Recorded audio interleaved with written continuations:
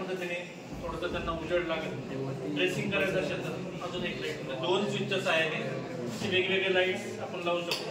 एखाद्या गोडाऊनमध्ये आपण वायरिंग हॉस्टेल असे लांब असते ना, ज्या ठिकाणी असतं त्या ठिकाणीच लाईट चालू करता आलं पाहिजे. पुढे गेल्यावर परत असं 100-150 फूट किती फूट जरी लाईट असलं तरी मागचा लाईट बंद होत जातो, पुढचा चालू होत जातो. अशा पद्धतीने वेगवेगळ्या प्रकारचं वायरिंग करायला शिकवलं जातं. मोटर रिवायरिंग शिकवलं जातं, इलेक्ट्रिक वायरिंग शिकवलं जातं. जेणेकरून त्या मुलाला मुलाला किंवा मुलीला बाहेर गेल्यावर 1000-2000 रुपये रोज मिळू शकतील. अशा प्रकारचं शिक्षण दिलं जातं.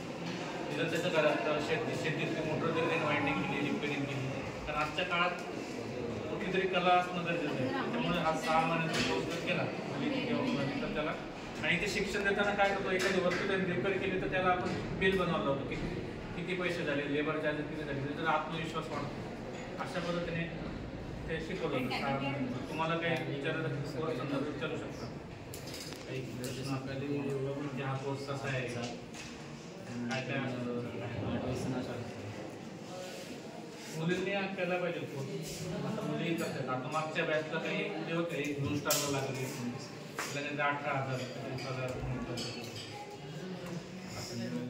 DBRTच्या वेळेला 3-4 मुलींचे ऍडमिशन. हे तर असं आहे की मुलींसाठी काही सवलती आहे. आता नवीन स्ट्रक्चर आहे की मुलींनी जर पूर्ण वर्षभर किंवा 18 महिन्याचा कोर्स केला तिला 50% फी परत मिळेल वगैरे असं आहे. मुलींसाठी DBRTला नवीन स्ट्रक्चर आहे. मागच्या वर्षी किती मुलींसाठी फी होती? 15 होती. आता काही कमी केली. ऑफिसमध्ये ती माहिती मिळेल नवीन. तुम्ही कुठल्या कॉलेज, कुठल्या शाळेचं नाव